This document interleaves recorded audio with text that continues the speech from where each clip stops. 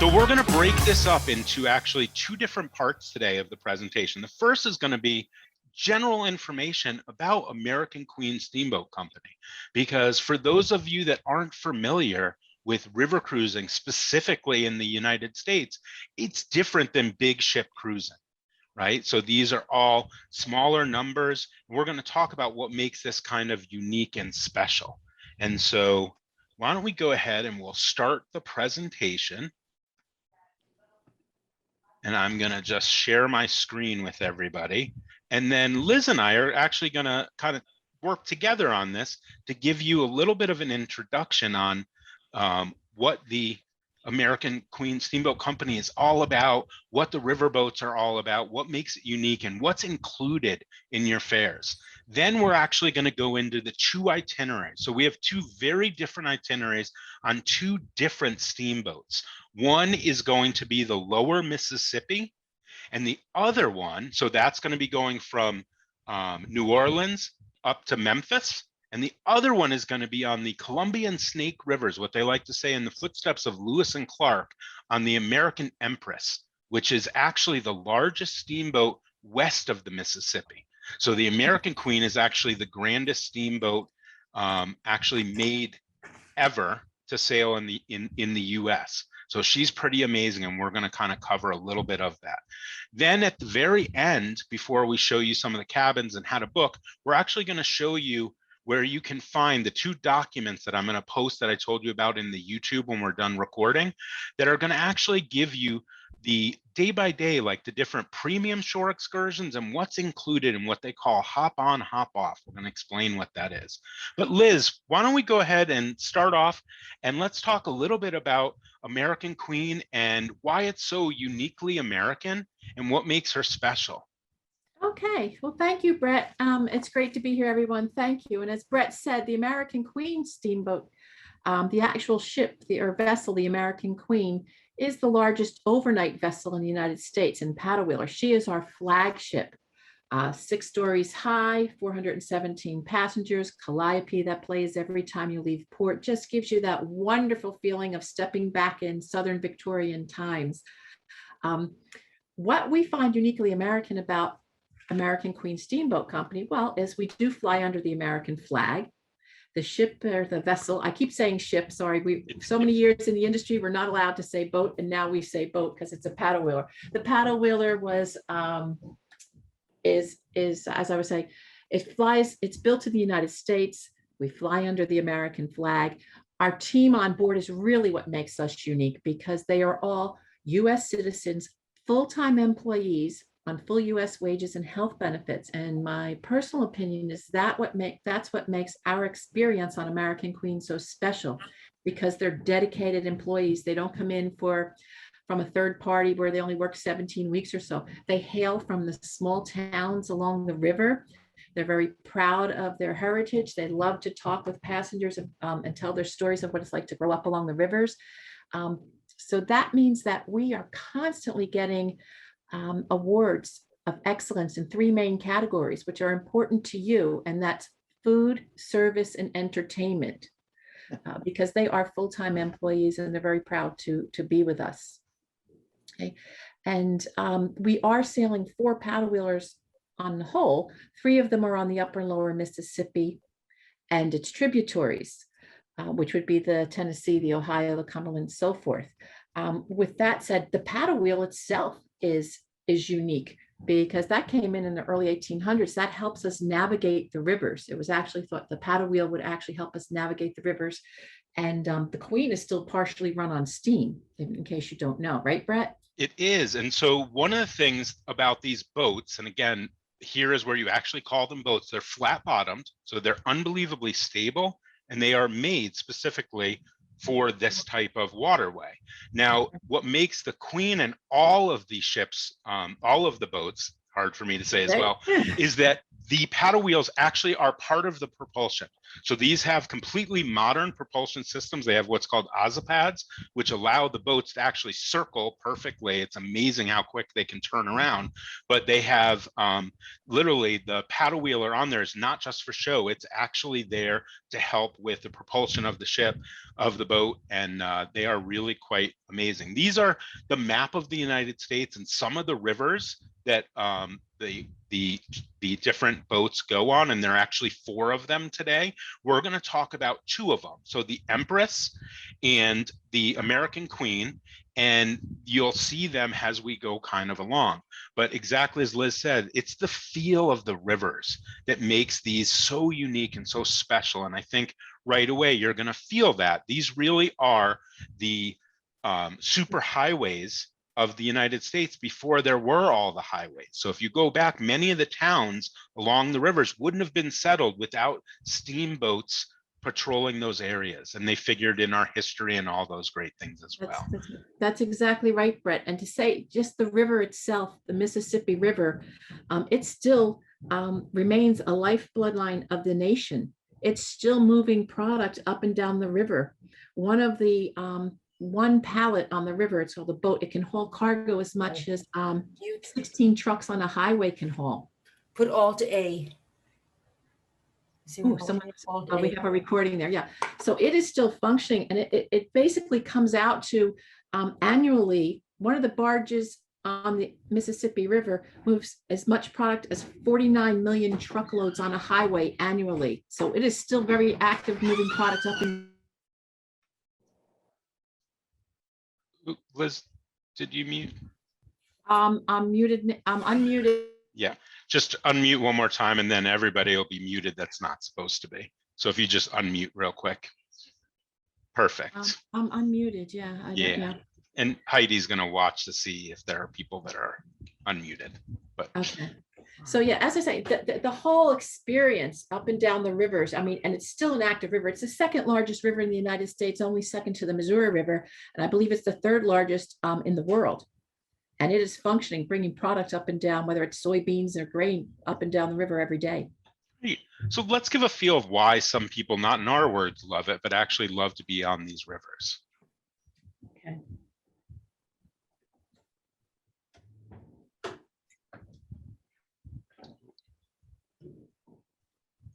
You know what, though? Of course, I made a mistake and I forgot to share the audio.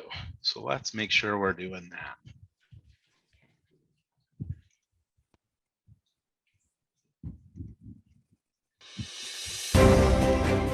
This is our 3rd trip on the American Queen, and things we like about it is that this is an authentic steamboat. It's the only authentic steamboat on the Mississippi River, and it allows you the opportunity to have an experience of 150 years ago while also having the experience of exceptional service and food. And what we really like the best is the staff. The staff is amenable, they're agreeable, they always go out of their way to help you. On our 3rd trip, we still see staff members that recognize us from 2 years ago, which is amazing in reference to the guest services. We also like the flexibility that it provides. It's small town Mississippi, at the same time, it's right on the river. So you not only get to experience the Mississippi River, but you get to see towns that you would normally never see along the Mississippi and get that historic aspect. Seeing the ports, the Hoppa bus, all of the premium tours also, and the historic nature of the boat itself make this an exceptional adventure that everyone should try to experience in their life.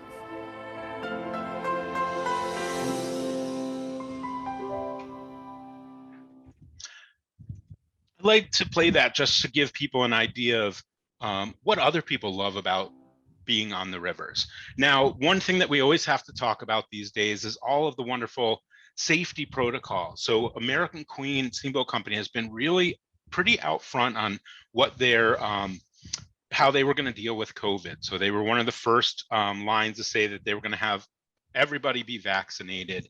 And then they came up with all kinds of different protocols. Now, these change and evolve with the changing world, right? So what we knew a month ago seems to be different today.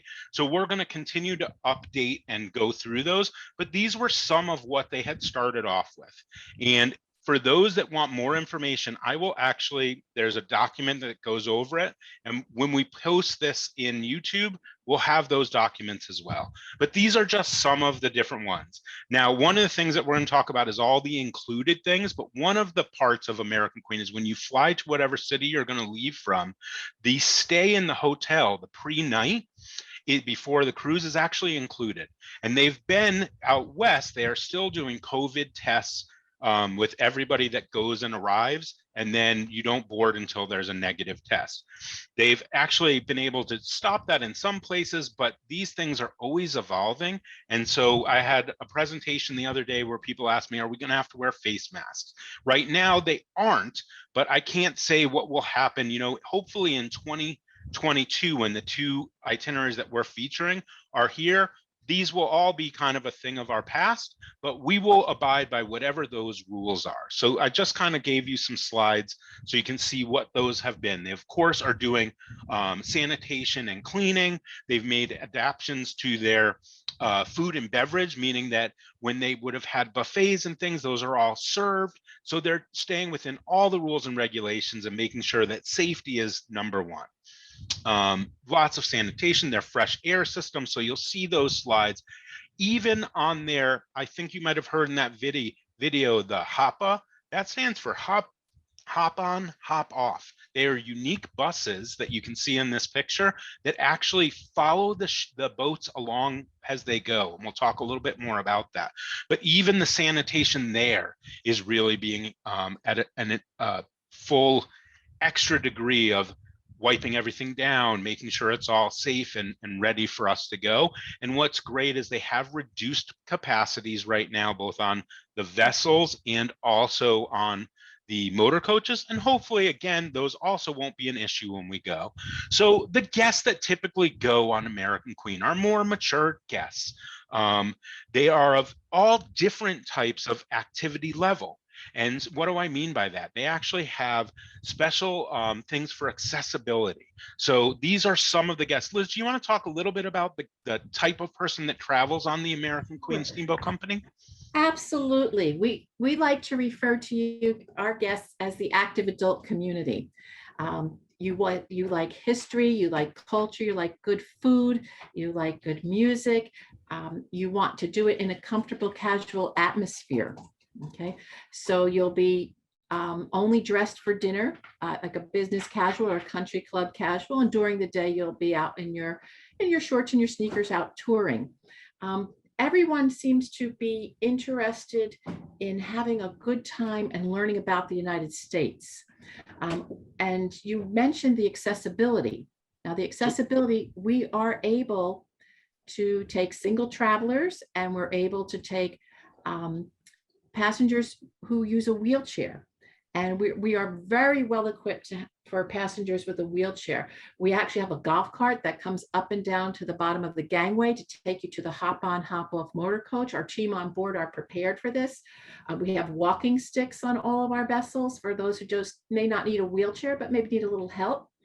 On the hop on, hop off motor coach, you can actually store the wheelchair underneath. And if anyone needs a scooter, depending on the port that you're embarking in, there may be, if there's a place that you can rent a scooter from, we can accommodate those. You'd actually probably park them you'd have to have some walking ability, but you'd to park them in a more open area on board and walk to your stateroom. Now, the other side of it would be those that are more adventurous. And so there's options there as well, not only in the premium shore excursions, but you can actually take one of the bikes that are on board and you can actually go out. And when we talk about some of the different trips, especially the American Empress in Astoria is a great example, where there's this wonderful boardwalk that runs most of the length of one of the rivers that you can actually bike. And so there's lots of opportunities for people who are both need a little bit of assistance and those that are just raring to go and explore. So that's definitely one of the nice things. Inclusion. So inclusions are really important. Unlike a lot of different cruise lines where you might feel like, oh, you're nickeled and dimed for little things, American Queen has taken a very different look at this, and they really have gone to having a more all-inclusive kind of a vacation for you. So that would range from, of course, your food. I already talked about the hotel stays. When it comes to food, dietary needs, they can actually do all different types of needs. You just let us know ahead of time, and we can they can do vegan, they can do vegetarian, gluten-free. The one that they can't do, of course, would be kosher, because they don't have a separate kitchen to be able to do that. But then in addition to all of your meals, breakfast, lunch, and dinner, and different options actually on board the ship, there's also 24-hour room service, and these are included. They have enhanced menus. What I love about this, and last time we talked a little bit more in depth on this, and we're going to skip over some of that because we're going to get to the itineraries, but for dinner, they actually, if you wanted prime rib and lobster every day, you could actually do that. Yes. Now, they specialize in the fare of the area. So when you're in the Pacific Northwest, you might have your crabs and you might have your salmon and dishes that are that way. Whereas if you're in New Orleans, you might have your Creole dishes and more of that flair, your catfish, all the different things, chicken and waffles as you make your way up to Memphis. So the food is really extraordinary. And again, prime beef, they've got a wonderful relationship where all of the seafood and beef is the highest quality being brought in. And I know that Liz would talk more about this, but I do want to get to the inclusions. This is something that's unique. They've reinvented the buffet.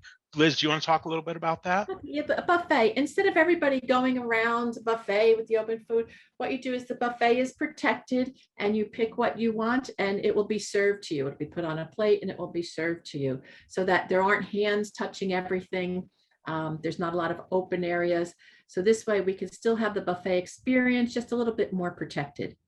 Absolutely. And in addition, one of the changes for those that may have been on American Queen and Steamboat Company in the past is they used to do drinks with lunch and dinner. Well, now it's actually all inclusive. So when it comes to different drinks, that would include, for those that don't drink alcohol, it would be coffees and teas. So those drinks, you would have all of your soft drinks included. Water, they have an amazing system on board where everybody actually gets a water bottle, and they have hydration stations. They have special stations. Exactly. Do you want to talk about that, Liz? Yes, we have strategically placed our hydration stations throughout all of the vessels. When you arrive in your stateroom, there'll be 2 water bottles so that you can be walking around the ship if you feel like you need to refill. And this way we are actually taking care of the environment by saving 400,000 water bottles per year going to the landfill or to the recycle. So you're prepared. Everything is included and it's at your fingertips. And that includes your wine, beer, and spirits 24/7. So for those of you who like to have a little beverage in midday or in the evening, it's there. If maybe you like a Bloody Mary in the morning, it's there as well. And so that's a new change. We talked about the stay. So some wonderful hotels in these cities that you start off with, and we're going to share with you some of those. In addition, of course, on board entertainment. We could spend all day just talking about this because entertainment is one of the highest rated things on American Queen Steamboat Company year after year, not only from their shows and their theaters, but to the education and enrichment that they have for the different areas. So if you're maybe near Vicksburg, you might have somebody who's a Civil War reenactment. On the lower Mississippi, of course, Mark Twain we all think of.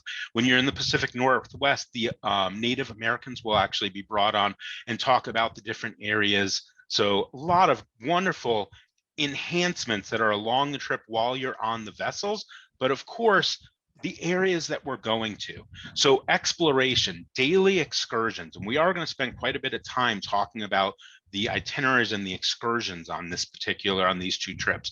But these are the hop on, hop off buses that we were talking about, motor coaches. They look just like the vessels.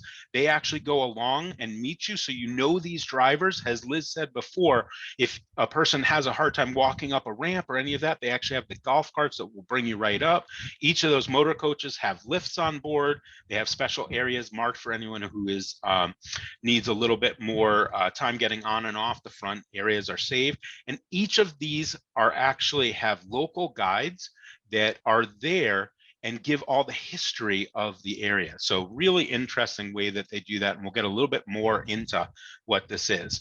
For those that have experienced a hop on, hop off, maybe in one of the cities where you get on and they lay out, there's an area that the buses are going to travel. In this one, I'm showing you an example of Natchez. And on this, there would be 10 different stops that this would do. And you can ride it all the way around if you want for one of the loops and hear all about the different areas, or you can get off at each different one and get back on. And there are markings, these, they call them tent stands, with the number of where you are, and you have your map here. And they actually have a wonderful app that you can download on your phone that shows the buses and where they are, so you know which one is going to be near you next. Many times these are close enough that you can actually walk from place to place as well. So some people will choose to do that. Liz, do you want to say anything else about hop on, hop off before we go into real detail? Yes, I would.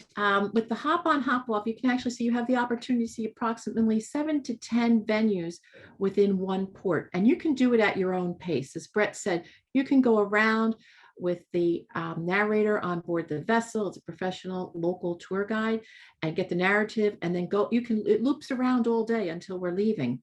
So you can hear the narrative and then pick where you want to get off. You can do some of them, all of them, or for example, what I did when I was in one of the cities, I believe it was, might have been Natchez, no, it was Baton Rouge maybe. But I got off the hop on, hop off. I decided, I hadn't been there in 20 years or so, that I was just going to go grab some lunch, grab a beer, and I walked around the town and then walked back down to the vessel and got on board and, just had a nice day. So you can take it at any pace that you want, as little or as much as you'd like to do. Now, in addition to these hop on, hop off itineraries that are fully included, there are premium shore excursions, and we'll talk a little bit about some of those as well. Now, the other thing that's included is Wi-Fi. So the Wi-Fi on board, you don't have to pay extra, just already included. There's also, one of the things that I love is they still include pilot house tours. We're going to talk a little bit more about that a little bit later, but there's wonderful, with the enhancements, there's a gentleman called a River Lorian. A River Lorian is both a historian of the areas we're going and also of the rivers and navigation, as well as all of the animals that you see. And they give some fascinating talks, but this is unique to American Queen. Also on the American Queen, Liz had said before, she's a real operating steamship, and this is actually her engine. That engine actually was on a ship originally at the bottom of the Mississippi. They pulled her up, refurbished the whole thing, and she is unique to this vessel. She's the only one like it, still functioning, doing overnight tours. But you can actually go down to that engine room and watch them oil the wheels and watch it go, and they'll tell you all about how it operates. For those of you that love mechanics, it's a really unique thing. It's off of the engine room bar. There's a little staircase that goes down. It's one of the things that I love. They also have recreation. So we talked about the bikes.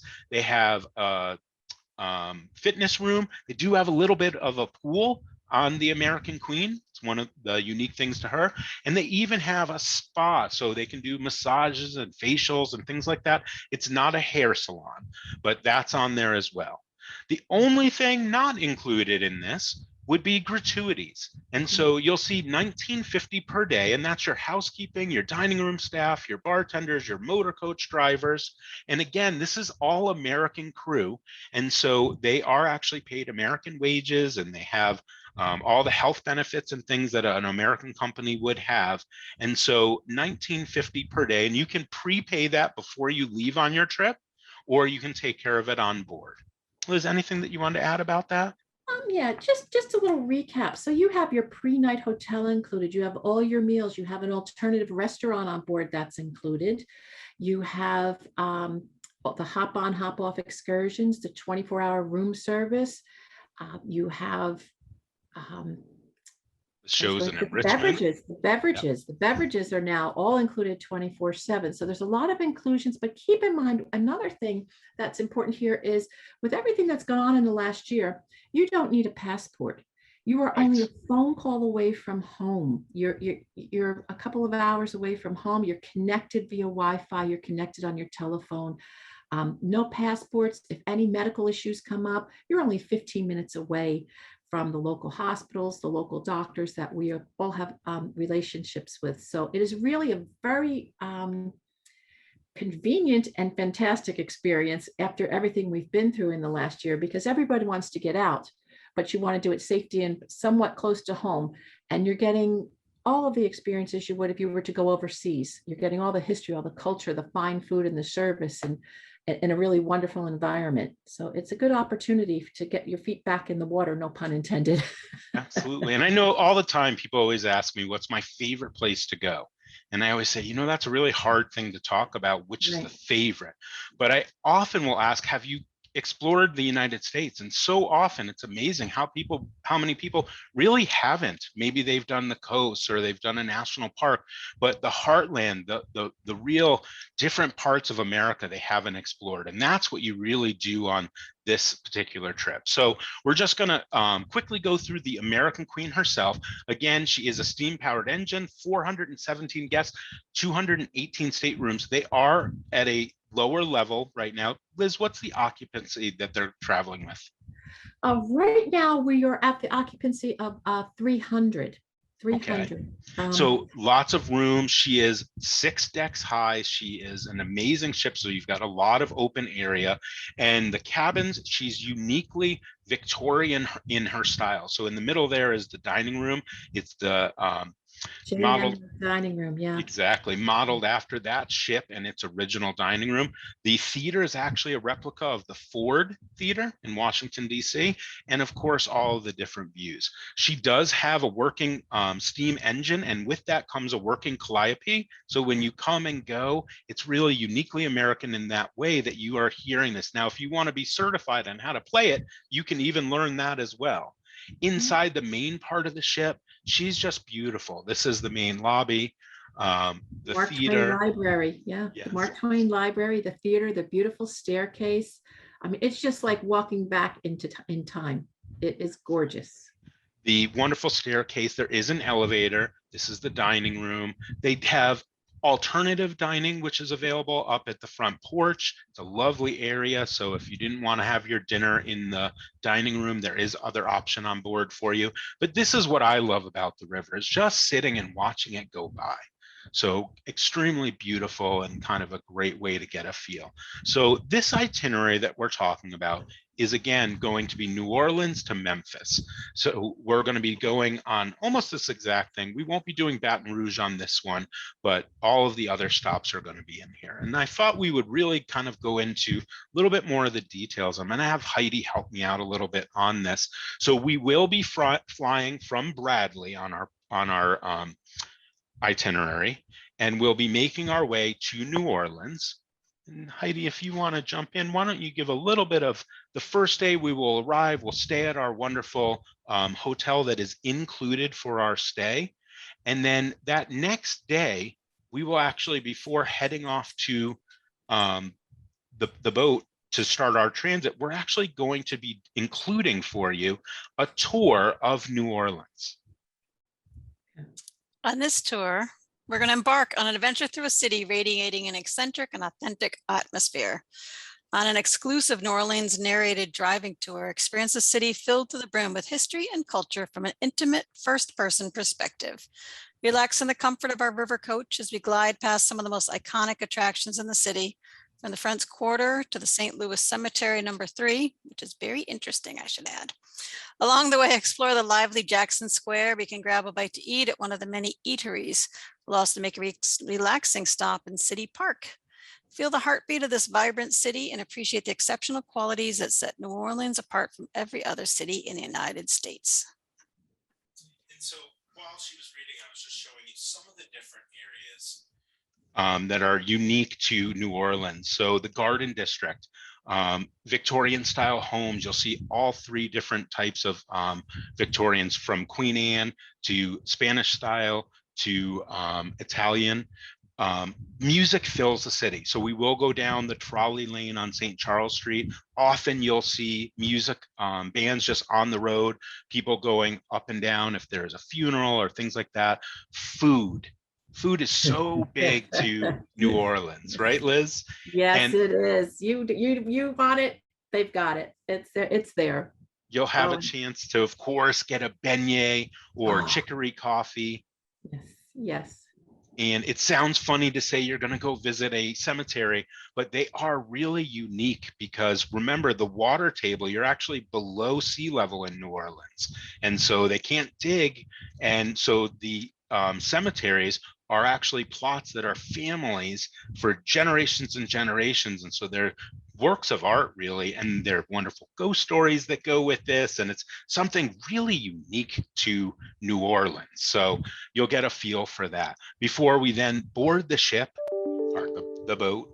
And we will like to say, once you go on, they always say, grab a drink, make a friend, and we'll see you around the boat. And that was something the founder of the company really always says all the time. And it's true, because you are in this wonderful community for the next couple of days that you're going to be traveling upriver on this particular one as we make our way. Our next stop is actually going to be, oh, go ahead, Liz.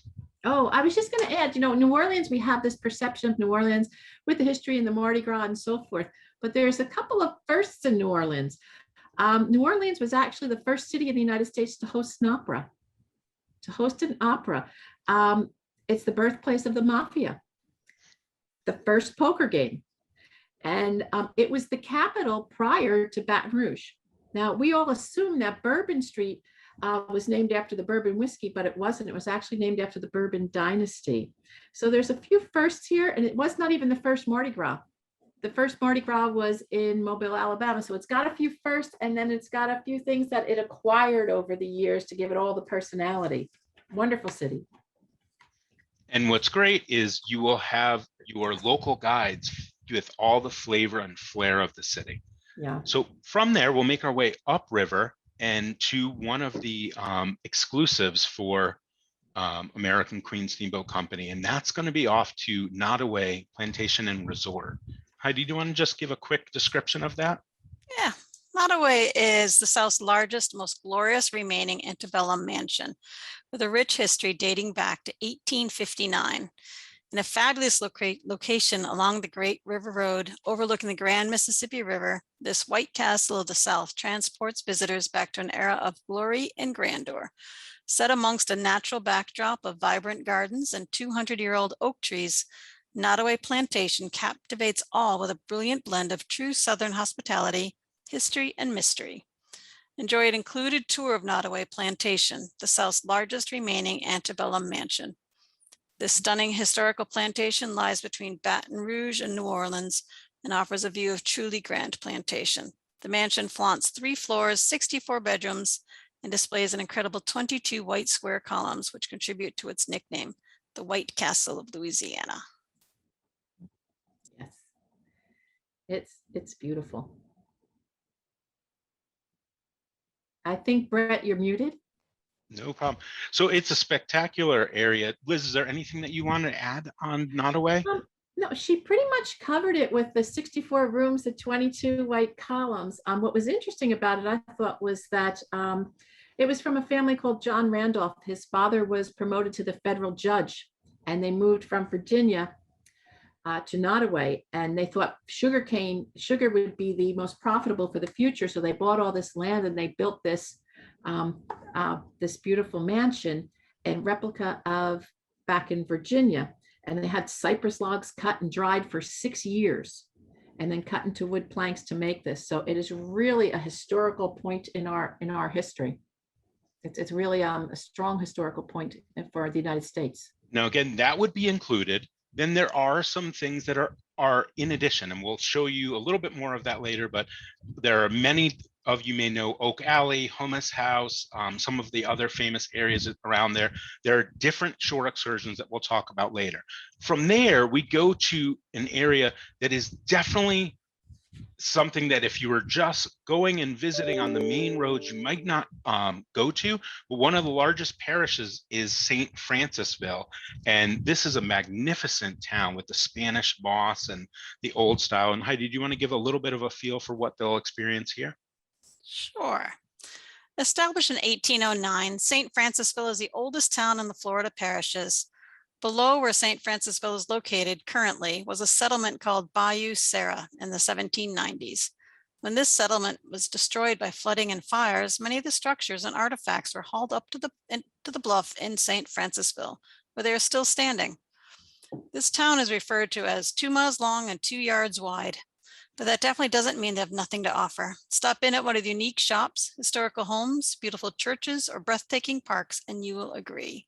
Spanish moss trees grow throughout the town, which creates a beautiful southern comfort to the atmosphere.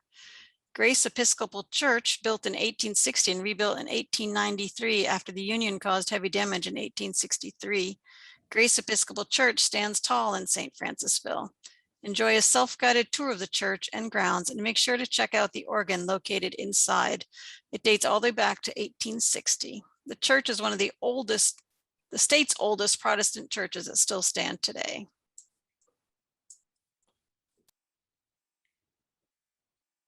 And so all of what Heidi just talked about, that's all included on the hop on, hop off. So these are some of those areas highlighted. One of the shops that people talk about always is this shop called Buttons. It has some of the best gifts you'll ever get anywhere, uniquely designed and made by local artists. It's just a wonderful city that you may not have actually gotten to. Again, it's referred to as 3 miles long and 2 miles. It's very, very fun. And in addition to this, when you're in St. Francisville, I know, Liz, you've actually done this premium tour, which is will bring you to prison, which sounds pretty funny, but Angola Prison, usually you're trying to get out of prisons, right? But this one, you might want to actually go to get in. And Liz, do you want to tell about your experience? Oh, yes. When American Queen sent me on the vessel, they said, we want you to experience a premium excursion so you can speak to it. And I thought, I'd go to a big mansion or plantation or something, and they said, you're going to Angola Prison. And it is an open functioning prison. And it at one point was one of the worst prisons in the entire United States. And a gentleman took it over who believed in reform and redemption, but most people in here will never get out. So he took this under his, he became the warden, he took it under his wing, he reform and redemption, created all types of programs for prisoners to go through. And they actually get degrees and such, and you enter the prison and you don't see any guards anywhere. You're on a motor coach with a guide. He's actually more than a guide, he's like assistant warden or such.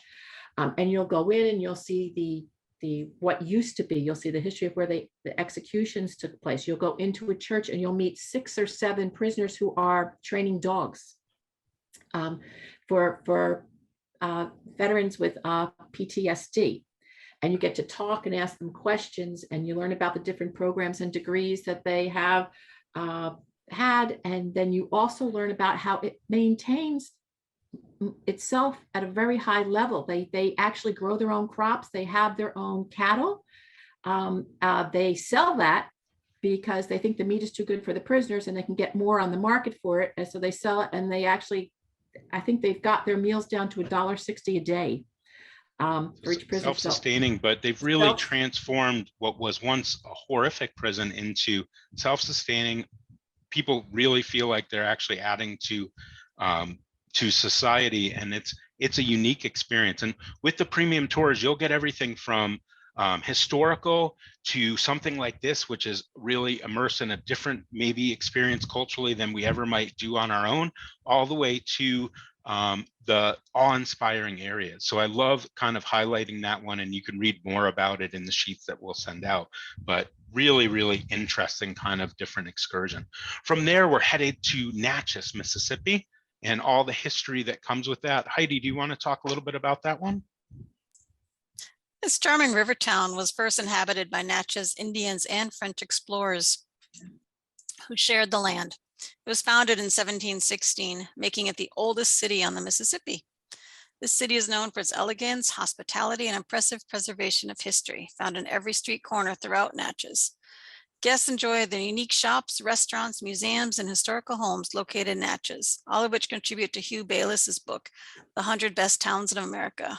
And this hop on hop includes Rosalie Mansion, Stanton Hall, and Magnolia Hall. In addition to the included, then you have some premium tours that would also be available. So there's actually the history of cotton. There's, of course, some other ones that we'll talk about in a little bit. Our next stop after this is actually one of my favorite stops on this itinerary. It figured heavily in the Civil War history, and that, of course, would be Vicksburg. Yes. Go ahead, Heidi. For months, Ulysses S. Grant and his Army of the Tennessee were trying to overtake Vicksburg, Mississippi, the key to the South, as described by Abraham Lincoln. In late May 1863, Grant undertook a new campaign to gain access to this vital river city. After many attempts, Vicksburg still fought back and caused the Union Army to fall back. Grant chose to attack again full force at Champion Hill and Big Black Bridge, weakening John C. Pemberton's army, causing it to retreat. Both Confederates and Union soldiers suffered drastically, but finally won on July 4, 1863. Pemberton surrendered to Grant, leaving the Mississippi River in Union hands. And for those that are history buffs, you know that the fall of Vicksburg and Gettysburg actually happened in the same time period. And really, for the North, they couldn't have won the Civil War without controlling the Mississippi, and Vicksburg was the start of that. So some of the different, of course, there's all of the wonderful hop on, hop off parts of it, from the old courthouse. You've got the Lower Mississippi River Museum. You've got Old Depot Museum. There's quite a bit in the hop on, hop off that are included, including the church and different mansions. But I think the thing that I like most is the premium tour that lets you go off to Vicksburg, to the battleground. It has several areas, and we're going to bring that up a little bit later on in the presentation as well, so you can see the different ones offered. But there is one of the premium tours that you might think of doing that would be instead of just the hop on, hop off. From there, we're actually going to make our way to the Mississippi Delta area. So this is some of the areas right along the waterway. And do you want to give a quick description of some of these areas, Heidi?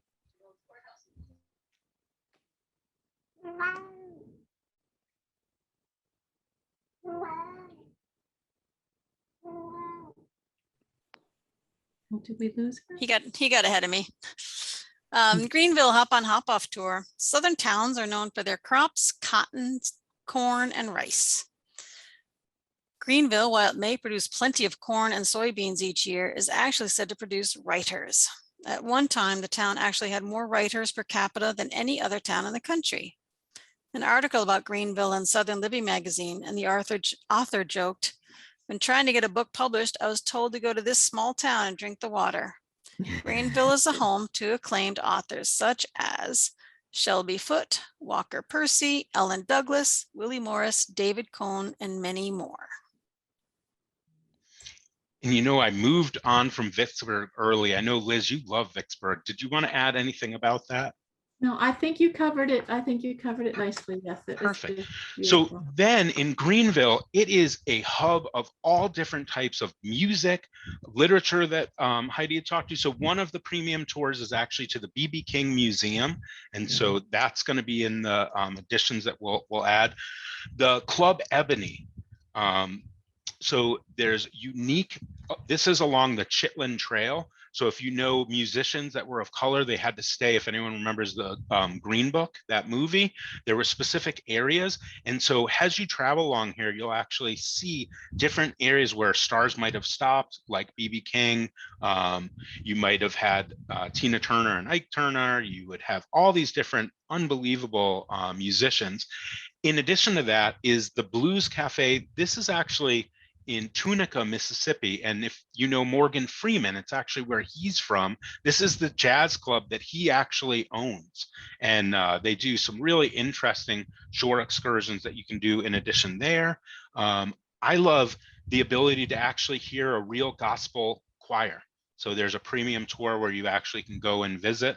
There's also a brunch and baking one where they actually come right onto the ship and do some special cooking and things like that. So you have all kinds of, from culinary to musical to historical options on this particular area or stop. Liz, did you have anything that you want to add on any of this part?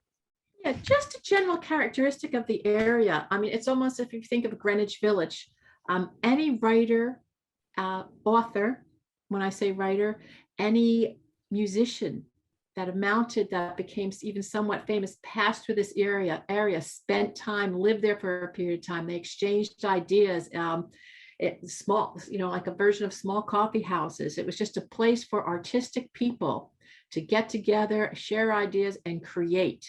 So it's an incredible area to go into, to visit, to see where they lived, where they stayed, where they walked, where they actually sat in little courtyards and wrote their music or wrote their stories. So if you're interested in that, this is a terrific area to get into. And so we've been moving quite a bit, going through from a lot of different places, and really we're going through quickly. But one thing you're going to notice when you're on the boats is river time. Things kind of happen at a little bit slower pace. And so though we're going through very quickly today, you will have time to come back after a day, be around the boat, see individuals, grab a drink, make a friend, sit up at the front on the porches, have the entertainment on board. There's wonderful, the engine room bar nightly. This is not a sleepy boat where everyone's in bed by 9 o'clock. There's nice dancing and bands that are in the engine room, in addition to the theater style shows. Some days they'll actually clear out all of the seats on the floor of the theater, and they'll actually do a dance in there. They will have educational experiences. One experience that I think is so different than almost anywhere else is they do love to have you go into the pilot house and experience what it's like from the River Lorien, who will explain how the ship works, and you might even be able to pull the steam whistle a couple times. But this gives you an idea of a little bit of what that experience is like as well.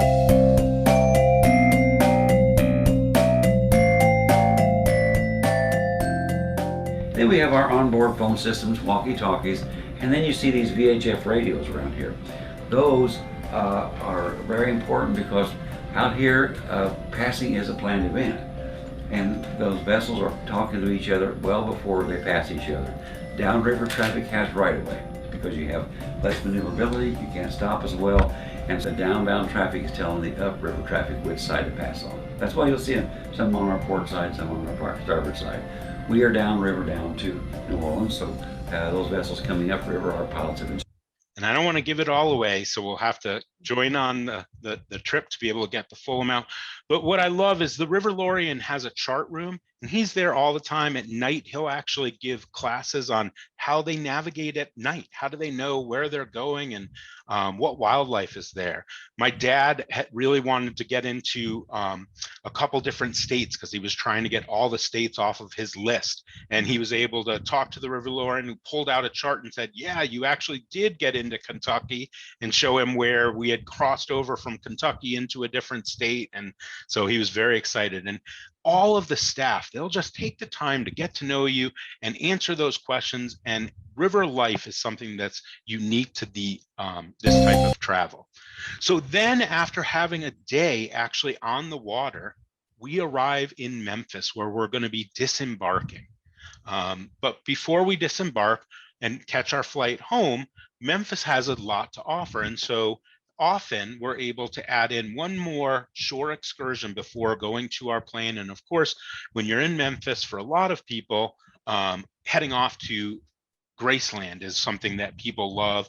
Beale Street would be another example. If you actually want to do an extended stay, you can actually do both Memphis and then go up to Nashville, do a little bit of Nashville, and then fly home from there. So not included in the package that we have, but there are some options. Heidi, do you want to talk a little bit about Graceland and what they might experience? Sure. Experience the city that the king called home on a guided journey through Memphis. Put on your blue suede shoes and board the luxury river coach as it departs towards Memphis's heart and soul, Beale Street. Here we'll walk the most famous street in Memphis as our local guide leads us through the vibrant city he calls home. The journey continues with Beale Street in our rear view and the home of the king himself ahead, Graceland. An interactive audio tour will guide us through the mansion before we enjoy free time to explore the recently opened entertainment complex. Experience the life and legacy of Elvis before departing for the Memphis International Airport. And so I know that you've, of course, memorized all of what we just talked about and you have it down, but just in case, I'm going to actually talk about accommodations. These are just some pictures of some of the different cabins. We're going to do that at the end, and of course, trip and travel. But this is the beauty of what this is all about, and of course, the paddle wheel. So what we're going to do is we're actually going to shift gears in a second. We're going to actually talk about the other itinerary. But before we get to that, Liz, I'm just going to put up on the screen the documents that we'll be adding in. So if they missed any of this, they can see the different premium tours and all of that. But I'd love to have you just kind of give your sum up of the American Queen in this particular experience. On the lower Mississippi? Yeah. Yes. Okay. The American Queen on the lower Mississippi, I mean, it's a fantastic way to travel because not only are you getting the history and our history along the rivers, you're also traveling on a vessel that's historic and represents history. You have the opportunity to have fun with the music, fun with the food, but you also have the opportunity to get into a more important part of our history, such as the Civil War and the different influences of different cultures that lived in the different areas in the early 1900s as we came through. We are one big melting pot, and the influences are all there. It's going to be there when you're in port, but it's also going to be there when you're dining on the vessel. Of course, you can have traditional fare, but it's always going to be influenced by where you are. So the music, the history, the education is something that, you know, we think we know because we live here, but then all of a sudden it's all brought to life. You're walking in the footsteps that our forefathers walked in and made it so that we could be here today. And it's still a working river. That's what's so ironic about it. And you can do it relaxed, but in style. And you can sit on, as Brett, the very last picture you put up with the rocking chairs and such, you just watch that river go by, and it's the history of the United States with all of the influences coming through the generations. And so I couldn't say it any better than Liz, that this is the document that you will be able to pull up and we can send to you. But this gives you a little bit of that first tour that we talked about, and then all these wonderful things. And you can tell there are no prices right now because our trip is so far away, but I love to give people an idea of what some of these are. So the Angola Prison as an example, right now, that's $79. So this would be, and it'll again tell you what's included when it says hop on, hop off. That means all of this is included. Then you have these premium tours in each of the areas as well. Mm-hmm. And to give you an idea, well, we'll go into the next one, but this would be another example of the hop on, hop off. We didn't read all of it or go into all of each stop because there's just so much and we have so much to get to today. But this would be a little bit more of the Civil War and some of those examples. Those of you that are golfers, there's actually opportunities to go to some of these great country clubs of the South and play golf there. History. So again, I just invite you, we're going to have the video of this. You can get this document and look at it on your own to figure out, are there some shore excursions or things that you might want to do? So that gives you a quick run through what that is like. We're going to now actually shift gears and we're going to talk about the Pacific Northwest. And for me, one of the, you know, a lot of people have talked about the Mississippi, and I think Liz referenced, it's one of the most recognized words in any language in the world. Actually, people know it anywhere you go. Mark Twain, we're kind of spoiled here in Connecticut. He's, you know, in our backyard and we're accustomed to him, but he was an avid traveler. He went all over the world at a time that it wasn't easy to travel. And he loved traveling on the different rivers, including he was out west. And one of my favorite is what they call in the footsteps of Lewis and Clark. And this is our Pacific Northwest program.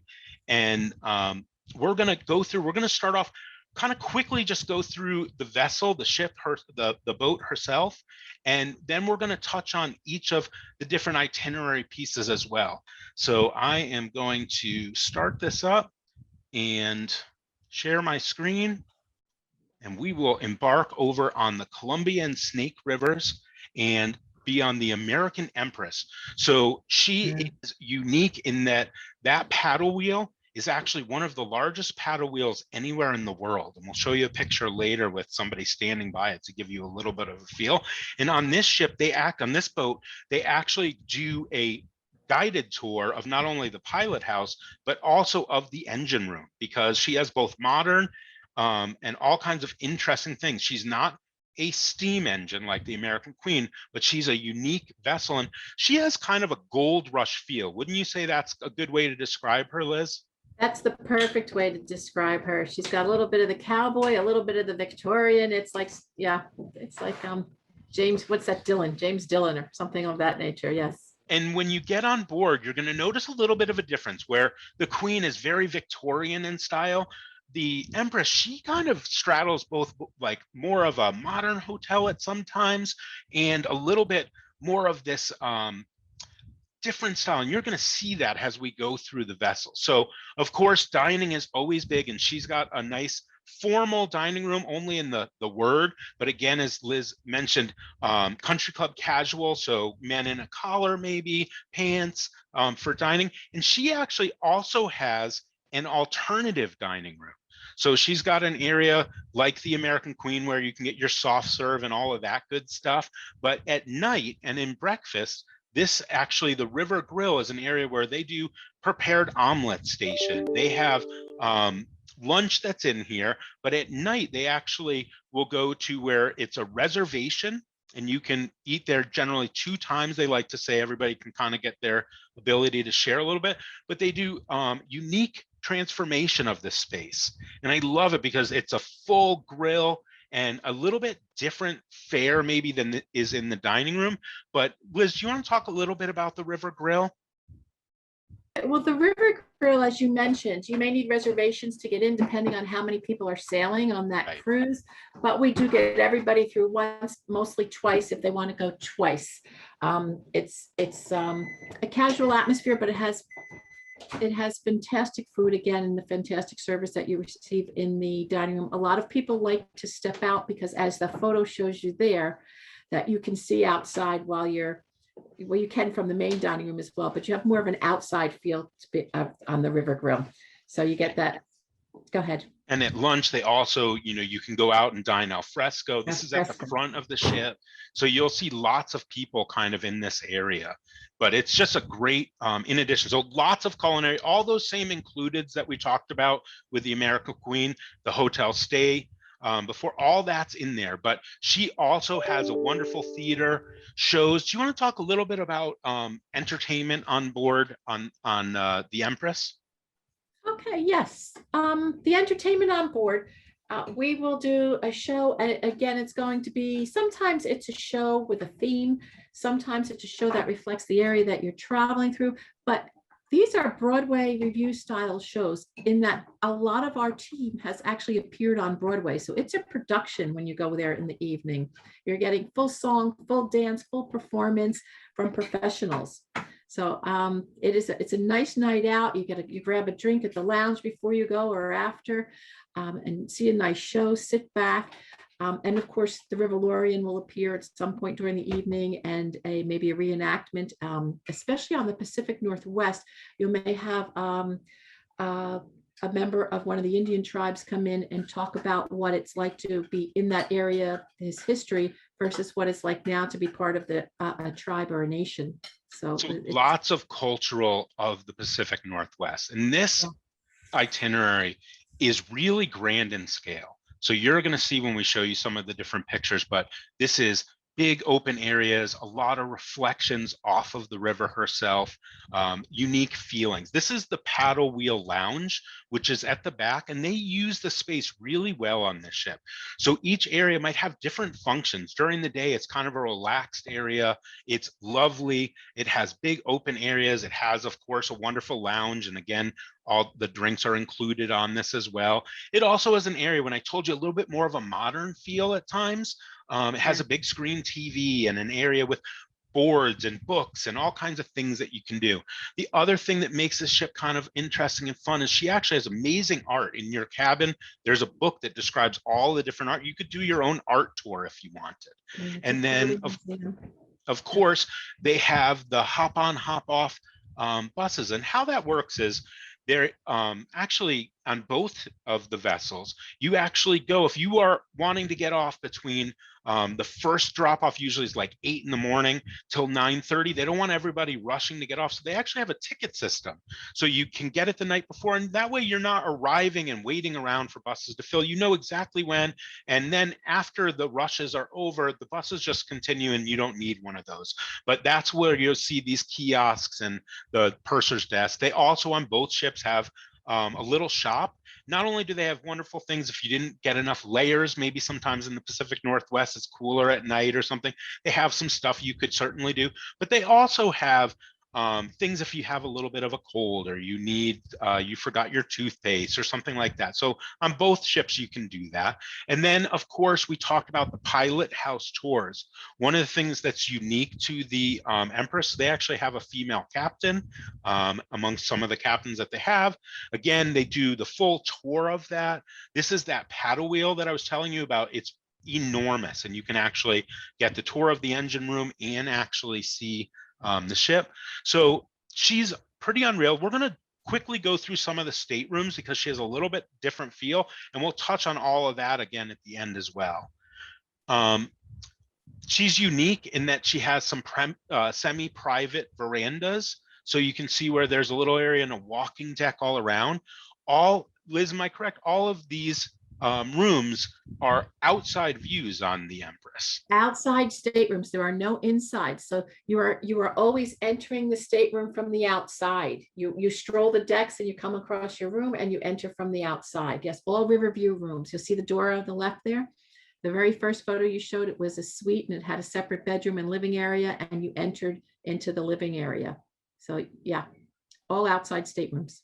So absolutely lovely accommodations. You'll notice, unlike many ships or many boats, they are really quite large, full, has a little bit of that kind of almost Victorian feel, but with a modern twist.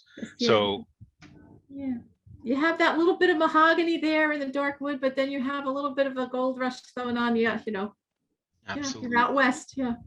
So there are some outsides there and some different classes, and we can help you with all of these. They do have one single on this ship, but it goes quick. All of the rooms have refrigerator and Keurigs. They also, because I talked about all the things to see and being so grand out west, they actually have binoculars in each of the rooms. But the Pacific Northwest is just an amazing style. And Heidi, do you want to start off just giving a little description of what this is? Go one slide back, actually. Or no, I think you're good right there. Sure. We're going to sail on the Vancouver and Clarkston, Washington on the Columbia and Snake Rivers. This is all about exploring, actually we're doing it in reverse. We're sailing between the Clarkston, Washington and Vancouver on the Columbia and Snake Rivers. This is all about exploring the history of Lewis and Clark as they went west in 1805, as well as viewing the impressive scenery. While our cruises are mostly one-ways, there are a few round-trip Vancouver itineraries. All you have to guess they'll see the same ports of call in between. So you have to decide as which end you're going to start at first. So on this itinerary that we've chosen in July is going to be going from Spokane is where you actually will fly into. And then the cruise will actually start in Clarkston, Washington. Now, Spokane is an amazing city. How many of our basketball fans, you might know Gonzaga, right? Gonzaga University. Actually, in addition to the Zags, Bing Crosby's actually from this area. And he attended Gonzaga, and his home is actually on the campus. And we'll talk about that in just a second. But if you look at this map up at the top, you'll see all these little lines along the way. And why those are there is that's all lock system, locks and dams. And one of the real unique things about this trip is you will see wonderful things along the river, but you're also going to experience these locks opening and closing. So when we arrive in Spokane, we're going to start off with our stay. We always stay at some of the best hotels anywhere in the world. And on this particular itinerary, we're going to talk about this hotel. It's one of my favorite. For those that are history buffs, this particular hotel is the pre-night stay is the Davenport. And the Davenport was built in this area that got a lot of its wealth from mining, silver and things like that. And when this hotel was built in 1914, it was actually the most opulent hotel built at its time. It was one of the first hotels that had full working electricity. It had a vac system. It was like nothing else seen, and really it competed with, at the time, New York City was thought of to be the city of cities, and this hotel was built in that vein. Now in 2002, it was completely restored to that wonderful glory, but the picture up in the upper left-hand corner, that's the main entrance, and that's all gilded. It's a absolutely spectacular place. It's part of the it's a specific collection hotel. And so I love it because you start off this trip truly in style before then doing your guided tour. And Heidi, why don't you go ahead and tell them a little bit about that tour before we travel a couple hours downriver to Clarkston, where we'll meet the boat. So enjoy the sights and sounds of Spokane, Washington, childhood home of American superstar Bing Crosby. Begin the day exploring the rich history and natural beauty of Spokane. Ride on the historic 1909 Luft Carousel. Visit the Spokane Falls and ascend up the hill for views of the city and stunning mansions. Strolls through the formal Duncan Gardens, Joel Ferris Perennial Gardens, Rose Hill Gardens, and the flower-filled conservatory. Near Gonzaga University, tour inside the home where Bing Crosby grew up and see the collection of Crosby memorabilia.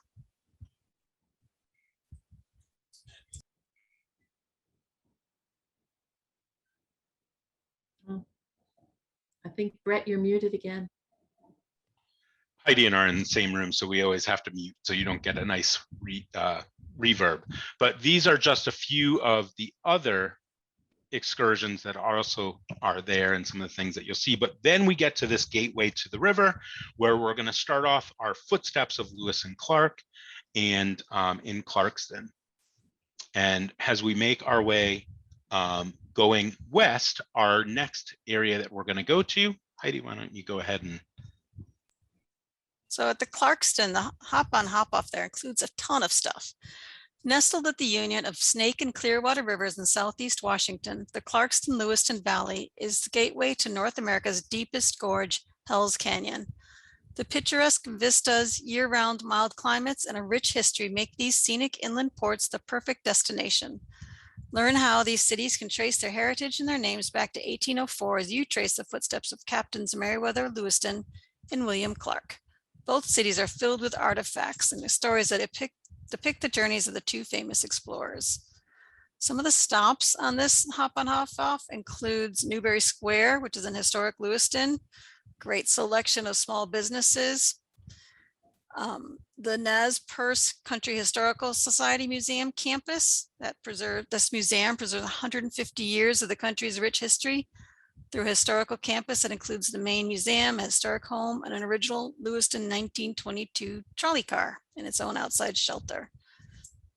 And then there's also Nez Perce Historical Park, which is going to be on the next slide.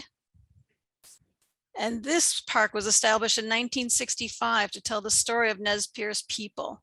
Capturing the history and culture of the Nez Perce, it is spread over 4 states. Discover how the people adapted and thrived, allowing them to continue to prosper today. The park commemorates the admirable contributions of the Nez Perce have made to preserve the sites, artifacts, and stories. Learn the full story and the role they played in shaping the future generations in culture and tradition. So there's a lot on the included here. And then there is a really fun Hell's Canyon premium tour where you can actually go on one of the speedboats up the river. So that's a premium tour that you can certainly read a little bit more about. From there, we're going to make our way to Richland, Washington. Richland's included hop-off includes Richland is located near the confluence of the Yakima and Columbia rivers, the northernmost point reached by the Lewis and Clark expedition in 1805. First incorporated in 1910, Richland remained a small agricultural community until the Army acquired it and 670 square miles of adjacent land in 1943 as a site of the Hanford Engineer Works, which was used to produce plutonium during World War II and the Cold War. Today, the historic B reactor and other important historical venues are part of the new Manhattan Project National Historic Park. The city is also home to Pacific Northwest National Laboratory and a branch of the Washington State University. Also on this hop on, hop off, you're going to go to Sacagawea State Park. That's a 284-acre day park operated by the state of Washington and located at the confluence of the two rivers. Also on this hop on, hop off, you could go to the Franklin County Historical Society Museum. And you could go to the Reach Museum, which is on the next slide. I'll be right, Brett's already there. The Reach Museum inspires learning by sharing the stories of the Mid-Columbia River region, its people, and the impact and contributions to the world. It was established by President Clinton in 2000. Then one of the unique sites that you can see in this area, for those that remember the atomic bombs, the Fat Boy was actually designed out in this area. And this is Hannaford State, where it was actually made. And you can do a tour. Do you have anything on that? Yeah, it's a exclusive tour for American Queen Steamship Company guests. Provides amazing insight to what life was like in post-World War II, especially as they walk in the steps where the workers created the plutonium used to fuel the Fat Man atomic bomb. So something that definitely, for those historians or people that always wanted to know a little bit more about that. This region, of course, is also known for its wonderful wine. So if you are not such a history buff, but you like a little bit of spirits and wine, of course, there's Red Mountain, which is also a premium tour. Yeah, and this Red Mountain is one of the Pacific Northwest most premier wine regions, and unlike any other country, this tour is actually going to visit a handful of wineries. And yes, you'll get a sip of wine somewhere along the way. So that might be more your style. Now, the one thing about this trip that I talked about was the wonderful locks. And so you are going to see many of them, including the only what they call Guillotine Lock, which means unlike this one where it's opening from the two sides, filling up, you're sailing in, and then they level out, either bringing you up or down and open up the gates. The Guillotine lock is actually where it goes up and down. It actually raises above, and it's the only one in the US that's large enough for any boat like this. So kind of a unique experience, and I wanted to share with you what some of that river life is like.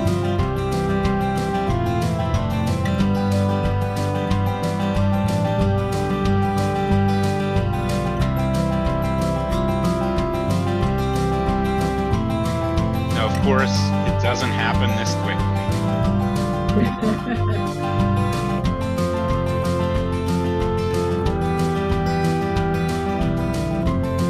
Just sail on out to the next spot. But you can see the beauty that's just all around on each of the sides and what the rivers are like. So, gotta love a little time lapse. And then from there, we're going to make our way down to the Dales in Oregon. At the end of the Overland Oregon Trail, the Dales hold a unique place in history as a jumping off spot for pioneers, soldiers, gold miners, adventurers, gunslingers, floozies, and scalawags. Which one are you? Lewis and Clark camped at this location at Rock Fort Camp during their historic journey in 1805 and 1806. Fort Dales was established in 1850. Oregon Trail pioneers ended their overland journey at the Dales, forced to build rafts and take the river road west to Fort Vancouver, then on to the Willamette River Valley. 10,000 years of Native American trading took place on the banks of the Columbia River, shaped by the Ice Age Missoula floods. The town was located at the foot of a series of dangerous rapids, which the Hudson's Bay Company fur traders called the Dales of the Columbia. And so this excursion includes the Dales Area Chamber of Commerce, the Fort Dales Museum, the National Neon Sign Museum, which I've actually heard interesting things about. And on the next slides, we've got the Columbia Gorge Discovery Center and Museum. And yes, I gotta get myself there. And this is full of beautiful paved walking trails and scenic overlooks. It's located in a beautiful, unique ecosystem native to the area. There's a multimedia interactive museum inspires appreciation and stewardship of the nature and cultural treasures of the gorge. And also on this excursion on the next slide is the original Wasco County Courthouse Museum. In 1854, the Dalles was designated the territorial legislature as the county seat of one of the largest counties ever formed in the United States. The construction began on this in 1858, and this small courthouse was used for public meeting places, church services, as well as the seat of law for the county. It is the oldest courthouse west of the Mississippi River. So there are some premium tours. This particular one, this museum, the WAM Museum, which is Western Automobile Aeronautics and Antique airplane. There we go. They actually have some of the most amazing automobiles, but they actually have a track here, and exclusive for American Queen on this trip, they will actually go out, and maybe not during the pandemic, but you can actually ride in the back of some of these, and many of the tour guides are actually veterans, and they will bring you out on that track and you experience what these automobiles are like.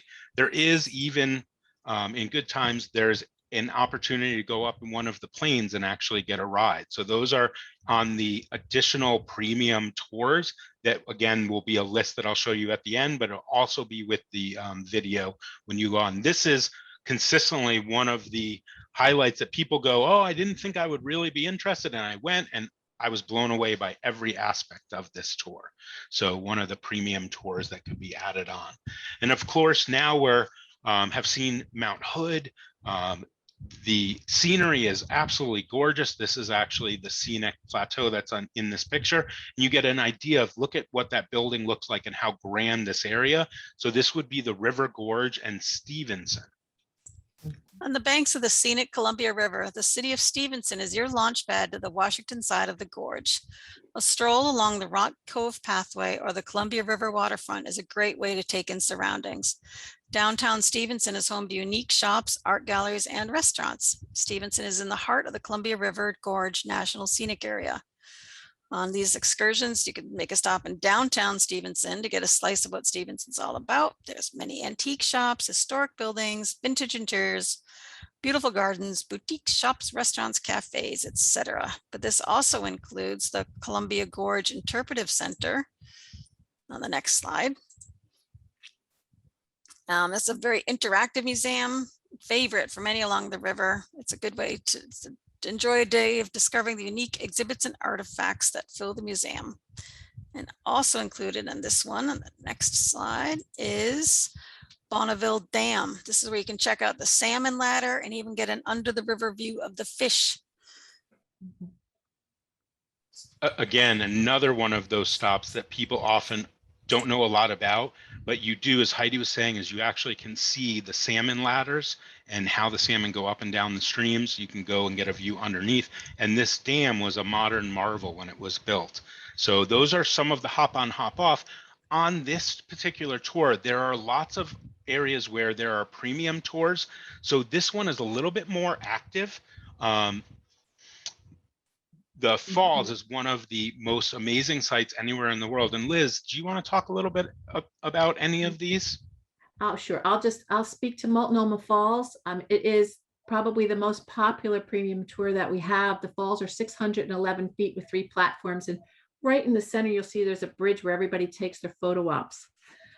In general, with all of the tours, whether it's premium or hop on, hop off, what I would say, you want to take advantage of them. If you do the premium tours, I suggest you book them in advance, because something like Multnomah Falls sells out before you even get on board. So if you just think you're not going to do it and then you get on board and you hear a lecture, it may already be sold out. They open up 6 months in advance, and Brett and his team can take care of that for you. But the itinerary and the tours in general, this entire itinerary actually just sells itself, because in the Pacific Northwest, it's the most breathtaking scenery mean, yes, you're following the footsteps of Lewis and Clark, and you're getting to stay in different places where they stayed or visit where they stayed overnight. But you're going to wineries. You're going to, actually, I think it was back in Richland, actually has 3 different golf courses. It's beautiful scenery. If those of you who just like to take photographs, so if you like wine, if you like nature, if you like photography, you like good food, there's something for everybody here because it's spectacular. It's just absolutely spectacular.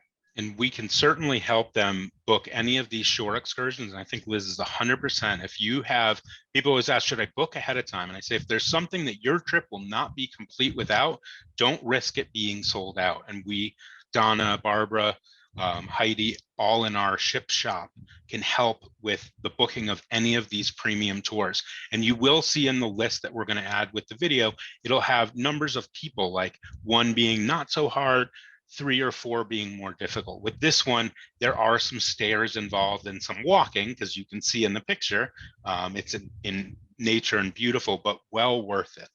From there, we're actually going to make our way to Astoria.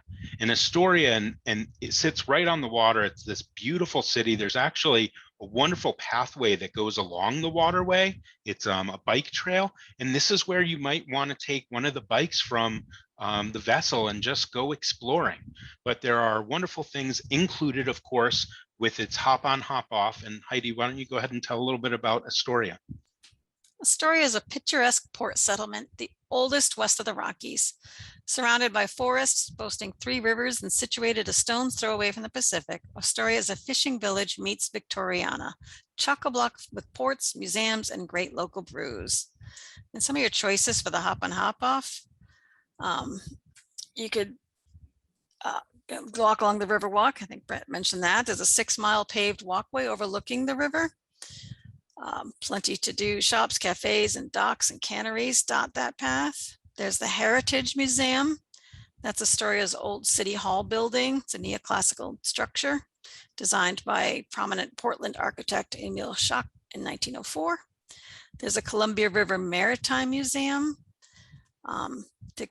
You can experience interactive displays, galleries, and collections representing the history of the mighty Columbia River throughout time. And there's, that one's really fun. It actually has the history of maritime. It actually has a full Coast Guard boat in the lobby when you enter it. TripAdvisor always ranks that one of the must-sees, which I think is really funny. But it's phenomenal. The column that Heidi talked about, which you're seeing on your screen, the views are spectacular. You can go up that. It's about 300 steps to go up the column, but you have views from either area. Another really interesting part. It's actually 164 steps one way. So I guess you get close to 300 if you're going to come back down. It's 600 feet above sea level, and it's a perfect view. It's 125 feet high. It's built in 1976. 164 stairs. So once you get up to that observation deck, you're looking at everything. You get to, overlooking the gorge. It's another spectacular view. And for those of you with an iWatch, it's a great way to close up all your rings. Brett also briefly showed the Flavel House in Astoria. That's a classic Victorian home. It was a home of Captain George Flavel. It's one of the best preserved examples of Queen Anne architecture in the Northwest. And for those that you are more adventurous, there are lots of examples of this. So there's the zip lining, which would be another tour, and we'll have that on those sheets with this video as well. From there, of course, there's Cape Disappointment is another one. We're going to make our way. There is the fort that Lewis and Clark actually wintered in, which is Clapsa, which you could do. Cape Disappointment and the fort are all part of the Lewis and Clark experience. So it includes both of those on that premium excursion. And then from there, we're going to arrive in Vancouver, Washington, which is where we'll disembark our vessel. And we won't be doing a stay here overnight. We will actually, if permitting, and this depends on when our flights are. So going from the Northwest, if we leave later in the afternoon, sometimes that's a red eye. And so if we do that, we often will do the extra tour at the end, but it kind of depends on what the flights might be. You do leave out of Portland. So though it finishes in Vancouver, Washington, you then leave the ship and you transfer, which we would include, or if you have a later flight, we would actually be able to do a tour before leaving. And in Portland, the test garden, the Rose Test Garden, is world famous and is a wonderful visit. And Heidi, do you have a little bit about if they are able to do the final excursion, what that would entail? Explore Portland, Oregon, and this narrated journey through the City of Roses. Find some inspiration at the tranquil Lansu Chinese Botanical Garden before continuing through downtown. At the Oregon History Mural, stand in awe at the 8-story hyper-realistic mural depicting some of the most influential moments in the state's rich history. Then at the International Rose Test Gardens, see the collection of over 10,000 roses in all shapes, sizes, and colors. Stroll the grounds and enjoy a donut from the iconic Voodoo Donut located in Portland. I would go just to go get the donuts. And so I really appreciate so many of you staying on. I know we've covered a lot today.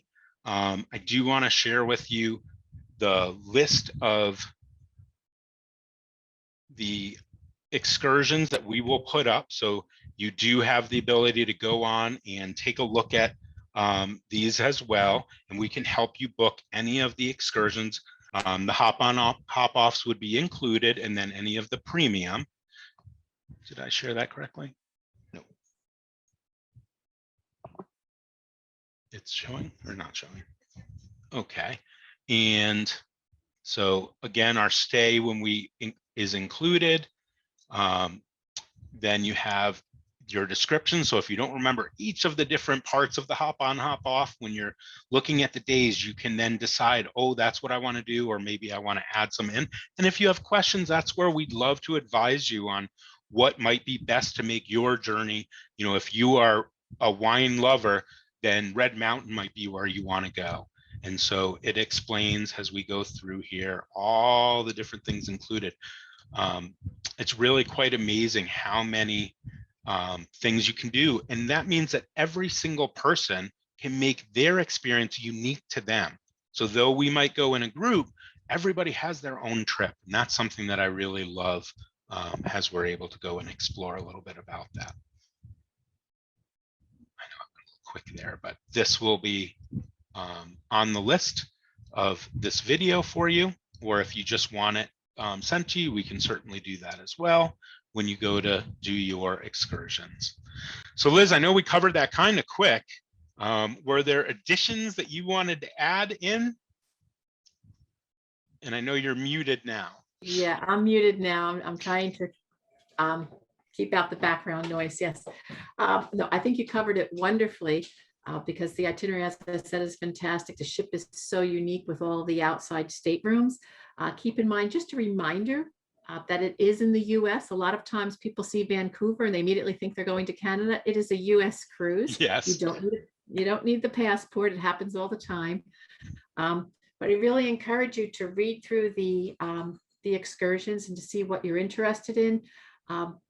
If most of you are from the East Coast, it's only a 3-hour time difference. So again, you're still a phone call away from home. You're still connected by the Wi-Fi. No matter what vessel or what itinerary you choose, you're going to have the same fine food service and entertainment and wonderful accommodations.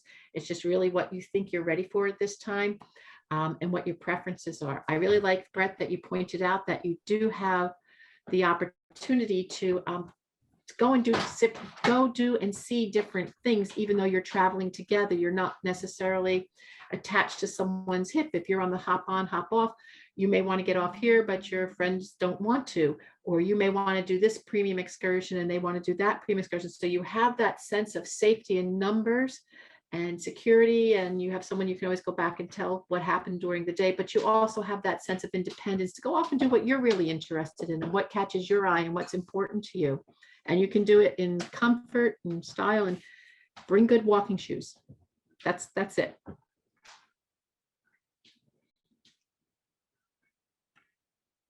I think, Brett, you're muted again. the last part that we're going to kind of end with is, what do you do next when you're ready to book? Because that's always really important. So simple steps. You just simply give us a call. The flyers are on our website, friendshiptours.net, or if you're traveling with like Plainville Senior Center, they actually have flyers at the center that you can get. It's going to have on there to do your bookings. You just simply call our 800 number, or if you're in Connecticut, just the regular 860-243-1630. Our website would be friendshiptours.net. You would go to the cruise section of our website. The ship shop is our cruise department, and they will help talk about trip protection, what cabin you want, the different coverages, and they will help you start getting that dream of going on the river adventures put together. So that would be the information there. I will also add the flyers into the recording for anybody. Does anyone have any questions about either of these programs that we talked about today? Yes, I did. Yeah. What was the date for the New Orleans trip? I didn't get that. Yeah. So the 6th, March 6th through the 14th. Okay. 6th through the 14th, and the July 10 through 18 is going to be the dates for the Pacific Northwest. And if you go onto our website, you can actually see the trip right here, and it has a little bit of the information. I didn't play a couple of the different videos that are on the website as well, which are fun to give you a little bit more of a in action. If you want to look at the flyers for these themselves, they're actually at the bottom, on the page. You just go right on to click here for the full flyer, and it'll actually bring up the flyers for any of the different trips. And on the back of the flyers, it has all of the categories that are available. What's unique on the July 10 through 18 is we do an outside cabin with veranda. As Liz said, the verandas are the majority of the Empress. And so we hold this category for you. It's a great way to have that outside view. And you'll see that a deposit of $900 per person would be due with your reservation. Then there's a second deposit, and then a final payment that would be due in February. And it gives you all of the details on here. We also have an October 23 to 31 product that is available. So you can see that. It'll go into the different travel protection that we offer. We offer 2 different types, and we are happy to go through those with you. I won't do that today, but that gives you a quick idea of what those flyers look like. And I will add this also to the recording. And I don't see the flyer quickly for we had a slight date change on our New Orleans to Memphis. And so I'm sure that that will be loaded up, and it's probably on the website, and I'm just not seeing it quickly. So we will look for that at a different time. But any other questions? That was a great one. Very important. What are the dates of the trip? If you do come up with any questions, you can simply go on our website and contact us that way, or our emails are very simple. They would be Donna, D-O-N-N-A at friendshiptours.net, or Brett at friendshiptours.net, Barbara at friendshiptours.net. Any of those work. Very, very simple to be able to contact us. Heidi at friendshiptours.net, and we can answer any of those questions. And I'm just curious, I see Donna, you're in here. Is there anything that you would like to add? Hi, everybody. I've been kind of hanging in the background watching. You guys did such an amazing job. I know, I mean, we definitely have some space. The March is filling quickly. So I just want to let everybody know that we did have a date change because of how fast these sailings are going. The steamboat company wanted to give us an opportunity to get, more passengers. So hence we had to move to the March 6th date. So definitely don't wait. If you're interested in the March cruise, give us a call and we can reserve cabins for you. And then, you know, we go over the insurance and all those important things that you've talked about. We really handled that part very carefully. We have several different options for travel insurance, and it's an important topic right now. So we can use our expertise to guide you through which policy is best for each person. And when it comes to trip protection, honestly, there are a lot of ways to be able to do that, whichever way you want to do it. But I would suggest protecting your investment, because right now the world is always changing and it's really important. And even that of protection has changed. So that's why we will handle that with you to talk about what the different things, maybe, you know, when you're traveling, you have different pieces that you want to add in for protection.